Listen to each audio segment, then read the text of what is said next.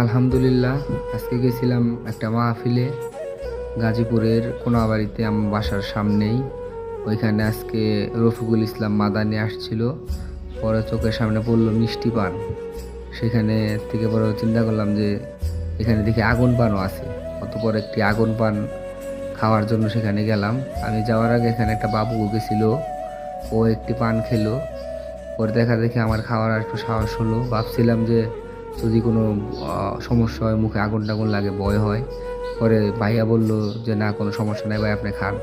তারপরে যে আমার জন্য এই পানটা তৈরি করতেছে, এখানে মশলা দিল, বাদাম দিল, মিষ্টি জর্দা, মিষ্টি ওই যে পানের নারিকেলের গুঁড়াগুলো, তারপর নানান ধরনের মশলা, এবং এখানে ওই যে সেরি ফলটা দিল, এই যে এখানে আরও একটি কেমিক্যালের মশলা দিল।